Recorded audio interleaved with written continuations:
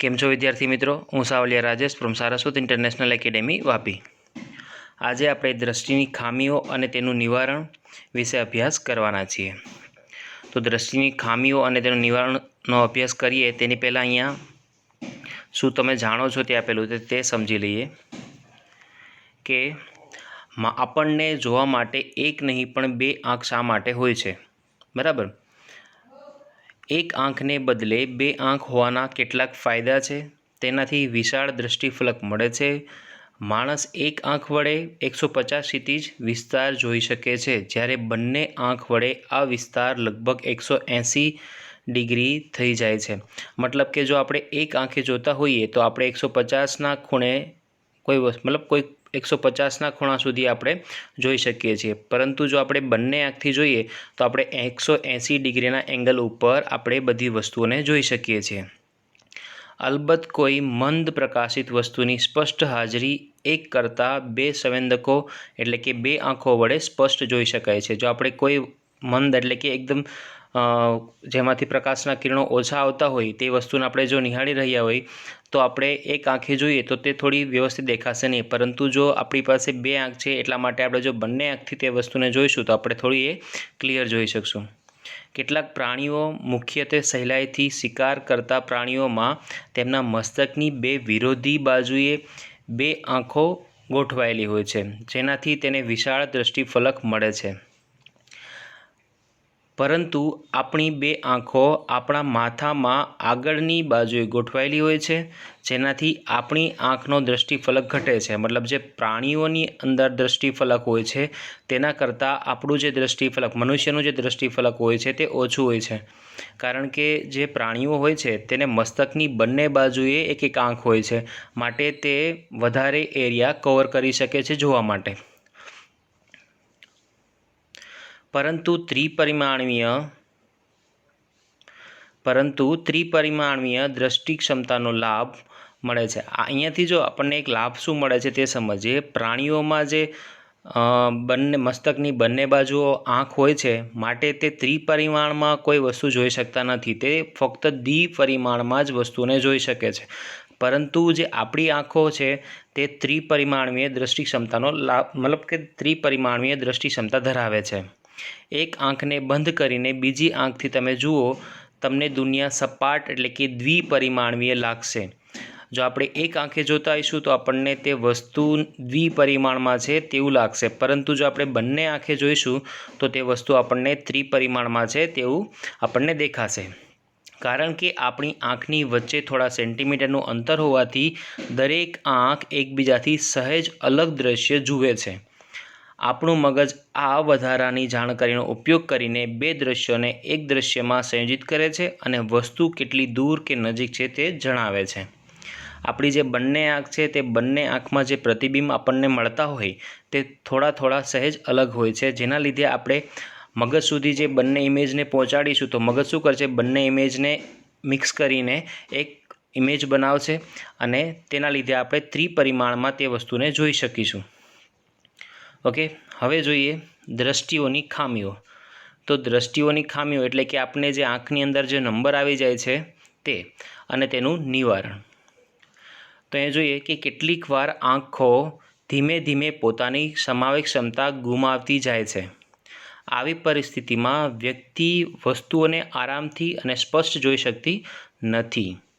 આંખોમાં વક્રીકારક ખામીઓને કારણે દ્રષ્ટિમાં ઝાંખપ આવે છે.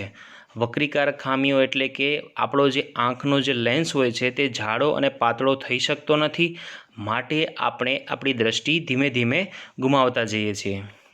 દ્રષ્ટિની વક્રીકારક ખામીઓના મુખ્યત્વે 3 પ્રકાર છે. હવે દ્રષ્ટિની જે ખામીઓ છે તે 3 પ્રકારની હોય છે. તો પહેલી છે લઘુ દ્રષ્ટિની ખામી અથવા તો માયોપિયા. બીજી જે ખામી છે તેને કહેવાય ગુરુ દ્રષ્ટિની ખામી અથવા તો હાઇપરમેટ્રોપિયા. અને ત્રીજી જે ખામી છે તેનું નામ છે પ્રેસબાયોપિયા. આ 3 ખામીઓ છે તેને આપણે અત્યારે સમજવાના છીએ. આ 3 પ્રકારની ખામીની અંદર આપણી આંખમાં શું ચેન્જીસ આવે છે તે આપણે સમજવાના છીએ અને તેનું નિવારણ કઈ રીતે લાવાય તે પણ આપણે આ લેક્ચરમાં સમજવાના છીએ. આ ખામીઓને યોગ્ય ગોળીય લેન્સ વાપરીને સુધારી શકાય છે। અહીંયા જે 3 પ્રકારની તમે જે ખામીઓ જોઈ, બરાબર, તેને આપણે જો સુધારવી હોય, મતલબ કે તેનું નિવારણ લાવવું હોય, તો આપણે યોગ્ય લેન્સ વાપરીને તેને સુધારી શકીએ છીએ। તો આપણે આ 3 ખામીઓને 1 બાય 1 જોઈએ। તો પહેલી ખામી કઈ હતી? લઘુદ્રષ્ટિની ખામી, એટલે કે માયોપિયા ધરાવતી કોઈ વ્યક્તિ નજીકની વસ્તુને સ્પષ્ટ જોઈ શકે છે, પરંતુ દૂરની વસ્તુઓ અસ્પષ્ટ દેખાય છે, મતલબ કે તે સ્પષ્ટ દેખાતી નથી। વિદ્યાર્થી મિત્રો, અહીંયા ખાસ નોંધ લેજો કે લઘુદ્રષ્ટિની ખામી એટલે કે માયોપિયા। તો અહીંયા લઘુદ્રષ્ટિની ખામી જો હોય તો તમને નજીકની વસ્તુ સ્પષ્ટ દેખાશે, પરંતુ દૂરની વસ્તુ સ્પષ્ટ દેખાશે નહીં। આ ખામીવાળી વ્યક્તિની આંખનું દૂરબિંદુ અનંત અંતરથી ખસીને આંખની નજીક આવી જાય છે। મતલબ કે જો આપણે દૂરની વસ્તુને જોવી હોય, બરાબર, તો જે આપણું આંખનું દૂરબિંદુ છે તે અનંત અંતરે હોવું જોઈએ, પરંતુ આ પ્રકારની જો ખામી તમારી આંખમાં ઉદ્ભવે તો જે દૂરબિંદુ અનંત અંતરે હોય ત્યાંથી ખસીને આંખની થોડુંક નજીક આવી જાય છે, જેના લીધે તમને અનંત અંતરે જે વસ્તુ પડેલી છે તે તમને દેખાતી નથી। ઓકે, આવી વ્યક્તિ થોડા મીટર દૂર રાખેલી વસ્તુઓને જ સ્પષ્ટ જોઈ શકે છે। લઘુદ્રષ્ટિની ખામી ધરાવતી આંખમાં દૂરની વસ્તુનું પ્રતિબિંબ નેત્રપટલ પર રચાતું નથી, પરંતુ નેત્રપટલની આગળ રચાય છે। ઓકે, તમે અહીંયા આકૃતિમાં જુઓ તો આકૃતિમાં તમે જોઈ શકો કે ધારો કે અહીંયા કોઈ વસ્તુ પડેલી છે, બરાબર, આ અનંત અંતરે વસ્તુ પડેલી છે, આ દૂરબિંદુ છે, તે દૂરબિંદુ ખસીને ક્યાં આવી ગયું છે? અહીંયા આવી ગયું છે, બરાબર, જ્યાં ઓ તમને દેખાય છે ત્યાં। તો જે ઓ ડેશ પર જે વસ્તુ પડેલી છે તેમાંથી જે પ્રકાશના કિરણો આવતા હશે તે કઈ જગ્યાએ કેન્દ્રિત થતા હશે? આ જગ્યા પર, બરાબર, તે રેટિના પર કેન્દ્રિત થતા નથી, માટે આપણને જે અહીંયા ઓ ડેશ પર જે વસ્તુ પડેલી છે તે સ્પષ્ટ દેખાશે નહીં। ઓકે, તો હવે આ પ્રકારની જો ખામી હોય તે કેના કારણે ઉદ્ભવે તે આપણે સમજીએ। આ પ્રકારની ખામી ઉદ્ભવવાના કારણો, તો અહીંયા શું થાય છે? પહેલું કારણ આપેલું છે આંખના લેન્સની વક્રતા વધારે હોવાથી, બરાબર। હવે આંખની અંદર જે લેન્સ હોય છે તેની જો વક્રતા વધારે હશે તો શું થશે? તેની કેન્દ્ર લંબાઈ ઘટી જશે, માટે જે પ્રકાશના કિરણો અહીંયા કેન્દ્રિત થવા જોઈએ રેટિના પર, તેની જગ્યાએ તે આગળ કેન્દ્રિત થઈ જશે, માટે આપણને તે વસ્તુ સ્પષ્ટ દેખાશે નહીં। મતલબ પહેલું કારણ શું હતું આ ખામી ઉદ્ભવવાનું? કે લેન્સની વક્રતા વધારે હોવાથી, મતલબ કે લેન્સ જરૂરિયાત પ્રમાણે પાતળો થઈ શકતો નથી, માટે આપણને આ પ્રકારની ખામી ઉદ્ભવે છે। બીજું કારણ આપણને આપેલું છે આંખનો ડોળો લાંબો થવાથી, બરાબર, આંખનો ડોળો જો લાંબો થઈ જશે તો પણ તમે લઘુદ્રષ્ટિની ખામી તમારી આંખની અંદર ઉદ્ભવી શકે છે। ઓકે, તો હવે આ પ્રકારની ખામી જે છે તેનું નિવારણ કઈ રીતે લાવવું તે સમજીએ। આ ખામીનું નિવારણ યોગ્ય પાવર ધરાવતા અંતર્ગોળ લેન્સ વાપરવાથી થઈ શકે છે। જે તમે અહીં આકૃતિ જે આપેલી છે તેમાં જોઈ શકો કે જો તમે અંતર્ગોળ લેન્સના ચશ્મા કરાવી લેશો તો જે પ્રતિબિંબ તમને પહેલાં અહીંયા મળી રહ્યું હતું તે હવે તમને ક્યાં મળશે? રેટિના પર મળશે, માટે તમે જે અહીંયા ઓડેસ પર જે વસ્તુ રાખેલી છે તેને તમે સ્પષ્ટ જોઈ શકશો। ઓકે, તો આપણે કહી શકીએ કે લઘુદ્રષ્ટિની જો ખામી હોય તો જે એનું નિવારણ આપણે જો લાવવું હોય તો આપણે અંતર્ગોળ લેન્સના ચશ્મા કરાવવા પડશે, અથવા તમે કોન્ટેક્ટ લેન્સ પર કરાવી શકો। ઓકે, ચલો હવે બીજા પ્રકારની ખામી છે તે જોઈએ। બીજા પ્રકારની ખામી છે હાઇપરમેટ્રોપિયા।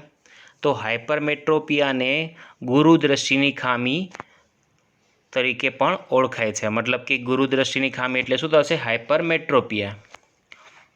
આગળ જોઈએ કે ગુરુદ્રષ્ટિની ખામી ધરાવતી વ્યક્તિ દૂરની વસ્તુઓ સ્પષ્ટ જોઈ શકે છે, પરંતુ નજીકની વસ્તુઓ સ્પષ્ટ જોઈ શકતા નથી। મતલબ કે જો હાઇપરમેટ્રોપિયા એટલે કે તમને જો ગુરુદ્રષ્ટિની ખામી હોય તો તમે દૂરની વસ્તુને જોઈ શકશો, પરંતુ જે નજીક વસ્તુ પડેલી છે તે તમે સ્પષ્ટ રીતે જોઈ શકતા નથી। આવી વ્યક્તિમાં આંખનું નજીક બિંદુ સ્પષ્ટ દૃષ્ટિઅંતરથી દૂર ખસી જાય છે, મતલબ કે જો કોઈ નોર્મલ આંખ હશે તો તેનું નજીકનું બિંદુ કેટલું હશે? 25 સેન્ટીમીટર દૂર હશે. તમે જોઈ શકો 25 સેન્ટીમીટરથી ખસીને ક્યાં જતું રહેશે? તે થોડું દૂર જતું રહેશે. માટે આપણે જે વસ્તુ છે તે નજીક જો રાખેલી હશે તો આપણને દેખાશે નહીં. તો આપણે શું કરવું પડશે? ત્યારે થોડી વસ્તુને દૂર રાખીને આપણે જોવી પડશે. આવી વ્યક્તિને આરામથી વાંચન કરવા માટે વાંચન સામગ્રીને આંખથી 25 સેન્ટીમીટર દૂર રાખવી પડે છે. આનું કારણ એ છે કે નજીકની વસ્તુમાંથી આવતા પ્રકાશના કિરણો આકૃતિ 11.3b એટલે કે જે બીજી આકૃતિ આપેલી છે તેની વાત કરી રહ્યા છે. દર્શાવ્યા પ્રમાણે રેટિનાની પાછળના ભાગમાં કેન્દ્રિત થાય છે. તો આપણે સમજીએ. ધારો કે અહીંયા કોઈ વસ્તુ પડેલી છે, બરાબર? તો હવે તે વસ્તુમાંથી જે પ્રકાશના કિરણો આવતા હશે તે ક્યાં કેન્દ્રિત થતા હશે? આ જગ્યા પર, બરાબર? તો હવે આ જગ્યા પર કેન્દ્રિત થતા મતલબ કે રેટિના પર કેન્દ્રિત થતા નથી, રેટિનાથી દૂર કેન્દ્રિત થાય છે. મતલબ કે રેટિના અહીંયા હોય છે અને જે પ્રકાશના કિરણો છે તે આ જગ્યા પર કેન્દ્રિત થઈ રહ્યા છે. માટે અહીંયા જે વસ્તુ રાખેલી છે તે આપણને સ્પષ્ટ દેખાશે નહીં. ઓકે, આગળ જોઈએ. તો હવે આ પ્રકારની જે ખામી છે તે ઉદ્ભવવાના કારણો શું છે તે આપણે સમજીએ. કે આંખના લેન્સની કેન્દ્ર લંબાઈ ઘણી વધારે હોવાથી, બરાબર? તો અહીંયા જોઈએ કે જે આંખનો લેન્સ હશે તેની જો કેન્દ્ર લંબાઈ હશે તે ઘણી વધારે હશે. મતલબ કે તે એકદમ પાતળો થઈ જશે, જરૂરિયાત પ્રમાણે જાડો થઈ શકશે નહીં. ત્યારે તમારી આંખમાં આ પ્રકારની ખામી ઉદ્ભવશે. અને બીજું કારણ આપેલું છે આંખનો ડોળો ખૂબ નાનો હોવાથી. જો આંખનો ડોળો નાનો થઈ જશે તો પણ તમારી આંખની અંદર આ પ્રકારની એટલે કે હાઇપરમેટ્રોપિયા ગુરુદ્રષ્ટિની ખામી ઉદ્ભવી શકે છે. ઓકે, તો હવે આ ખામી છે તેનું નિવારણ કઈ રીતે લાવવું તે અહીંયા ત્રીજી આકૃતિ આપેલી છે તેમાં દર્શાવેલું છે. તમે જોઈ શકો કે અહીંયા શું કરેલું છે કે અહીંયા એક બહિર્ગોળ લેન્સ રાખેલો છે. આ બહિર્ગોળ લેન્સ શું કરશે? જે પ્રકાશના કિરણો આ જગ્યા પર કેન્દ્રિત થઈ રહ્યા હતા તેને હવે રેટિના પર કેન્દ્રિત કરાવશે. ઓકે, જેથી કરીને જે ગુરુદ્રષ્ટિની ખામી હતી તેનું નિવારણ આવી શકે. તો અહીંયા આપણે કહી શકીએ કે જો તમને લઘુદ્રષ્ટિની ખામી હોય તો તમે અંતર્ગોળ લેન્સ અને ગુરુદ્રષ્ટિની ખામી હોય તો તમે બહિર્ગોળ લેન્સનો ઉપયોગ કરીને તમે આ ખામીનું નિવારણ લાવી શકો.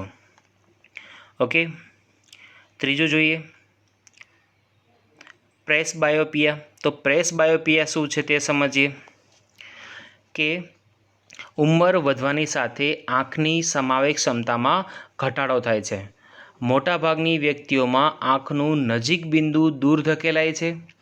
જો પ્રેસબાયોપિયા છે તે મોસ્ટલી તમને મોટી ઉંમરની વ્યક્તિઓમાં જોવા મળશે, બરાબર? મોટાભાગની વ્યક્તિઓમાં આંખનું નજીક બિંદુ દૂર ધકેલાઈ જાય છે. ચશ્મા વિના તેમને નજીકની વસ્તુઓ આરામથી અને સ્પષ્ટ રીતે જોવામાં તકલીફ પડે છે.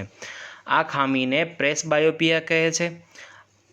પ્રેસબાયોપિયા મોસ્ટલી તમને મોટી ઉંમરની વ્યક્તિઓમાં જોવા મળે છે. મતલબ કે સિમ્પલ, જેમ જેમ તમારી ઉંમર વધતી જશે તો જે લેન્સ જાડો અને પાતળો થવાની જે ક્ષમતા છે, સમાવેશ ક્ષમતા, તેમાં શું થશે? થોડો ઘટાડો આવશે. માટે જો નજીકની વસ્તુ હોય કે દૂરની વસ્તુ હોય તમને થોડી ક્લિયર દેખાશે નહીં. ઓકે, આ ખામી આંખના સિલિયરી સ્નાયુઓ નબળા પડવાથી અને આંખના નેત્રમણીની સ્થિતિસ્થાપકતા ઓછી થવાથી ઉદ્ભવે છે. સિમ્પલ હમણાં વાત કરી ને કે આપણે જો લેન્સને જાડો અને પાતળો કરવો હોય તો તેનું કાર્ય કોણ કરતું હતું? સિલિયરી સ્નાયુઓ. પણ જો સિલિયરી સ્નાયુઓ જ નબળા પડી જાય અથવા તો નેત્રમણી એટલે કે લેન્સની જે સ્થિતિસ્થાપકતા હોય તે ઓછી થઈ જાય, બરાબર, તો તેના લીધે તમને આ પ્રકારની ખામી ઉદ્ભવી શકે છે. તો કેટલીક વાર વ્યક્તિ લઘુદ્રષ્ટિની ખામી અને ગુરુદ્રષ્ટિની ખામી એમ બંને ખામીથી પીડાય છે. આવી વ્યક્તિને દ્વિકેન્દ્રીય લેન્સની જરૂર પડે છે. દ્વિકેન્દ્રીય લેન્સ એટલે કે અંતર્ગોળ લેન્સ અને બહિર્ગોળ લેન્સનું સમન્વયથી જે લેન્સ બનાવવામાં આવેલો હોય તેને દ્વિકેન્દ્રીય લેન્સ કહે છે. તો સામાન્ય પ્રકારના બાયોફોકલ લેન્સમાં અંતર્ગોળ લેન્સ અને બહિર્ગોળ લેન્સ એમ બંને લેન્સ હોય છે. ઉપરનો ભાગ અંતર્ગોળ લેન્સ ધરાવે છે. તે દૂરની વસ્તુઓ જોવા માટે મદદરૂપ થાય છે. મતલબ કે જે આપણે ચશ્મા કરાવીએ તેમાં આગળનો જે ભાગ હોય કેવો હોય? અંતર્ગોળ લેન્સ. તે દૂરની વસ્તુઓને આપણને સ્પષ્ટ રીતે દેખાય તે માટે ઉપયોગી થશે. અને નીચેનો જે ભાગ હોય તે બહિર્ગોળ લેન્સ હશે, તે નજીકની વસ્તુઓ જોવા માટે મદદરૂપ થશે. મતલબ કે દ્વિકેન્દ્રીય લેન્સથી આપણે શું કરી શકશું? દૂરની વસ્તુઓ અને નજીકની વસ્તુઓને સ્પષ્ટ રીતે જોઈ શકશું. આજકાલ સંપર્ક લેન્સ એટલે કે કોન્ટેક્ટ લેન્સથી પણ અથવા શસ્ત્રક્રિયાથી વક્રીકારક ખામીઓ એટલે કે જે આ દ્રષ્ટિ ખામી છે તેનું નિવારણ લાવી શકાય છે. મતલબ તમે કોન્ટેક્ટ લેન્સ કરાવો અથવા તમે શસ્ત્રક્રિયા એટલે કે ઓપરેશન કરાવીને આ પ્રકારની ખામીનું નિવારણ લાવી શકો છો. ઓકે, તો આ થઈ આંખની દ્રષ્ટિઓની જે ખામી હતી તે અને તેનું નિવારણ. તો અહીંયા અમુક ક્વેશ્ચન આપેલા છે, તે ક્વેશ્ચન તમારે તમારી જાતે તમારી ફેરબુકની અંદર લખવાના છે. તો અહીં તમે ક્વેશ્ચન જોશો તો જે હમણાં આપણે ઉપર જોયું છે તે જ છે, અને તેનો તમે એકવાર રિવાઇઝ કરીને આના આન્સર તમારી ફેરબુકની અંદર તમે લખી દેજો. Okay, thank you.